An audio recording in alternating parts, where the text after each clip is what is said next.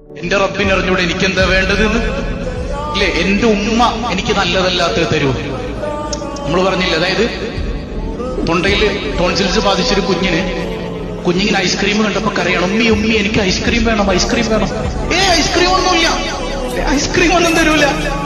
എന്താ ആ കുഞ്ഞെന്താ മനസ്സിലാക്കണത് ഉമ്മാനെ കുറിച്ച്? ഉമ്മാക്ക് എന്നോടൊരു ആ ഉമ്മാനെ പോലെ സ്നേഹമുള്ള വേറൊരു ഉമ്മ അല്ലേ? ആ കുഞ്ഞിന് ഇങ്ങനെ സംഭവിക്കുന്ന ആർക്കറിയാം?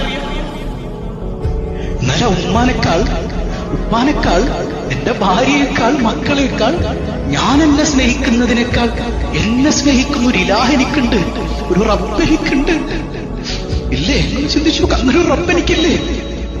ആ റബ്ബ് എനിക്ക് എന്ത് തന്നാലും എനിക്ക് ഗുണമാണ്. വേറെ എന്തെങ്കിലും അവൻ തരുമോ? എനിക്കെന്ത് തന്നാലും ഗുണമാണ് എന്റെ റബ്ബ്. സയ്യിദുനാ റസൂലുള്ളാഹ് മനസ്സിലാക്കാൻ അല്ലാഹു തൗഫീഖ് നൽകട്ടെ. ഹത്താ യൽഖ അല്ലാഹു തആല, അല്ലാഹനെ കണ്ടുമുട്ടുന്നത് വരെ പടച്ചോൻ പരീക്ഷണം തരും. സയ്യിദുനാ റസൂലുള്ളാഹ് അങ്ങനെ കണ്ടുമുട്ടുമ്പോ എന്താ സംഭവിക്കണേ? വമാ അലൈഹി ഖതിഅ, അവന്റെ ഒരു പാപം ഉണ്ടാവില്ല ശരീരത്തിൽ. ചെയ്ത പാപങ്ങളൊക്കെ കഴുകിപ്പോയിട്ടുണ്ടാവും. എന്തുകൊണ്ട്? ഈ പരീക്ഷണത്തിൽ അവനിങ്ങനെ തൃപ്തിപ്പെട്ടതുകൊണ്ട് എന്തു പാപവും അല്ലാഹു കഴുകിക്കളയും. സയ്യിദുനാ വ ഹബീബുനാ റസൂലുള്ളാഹ്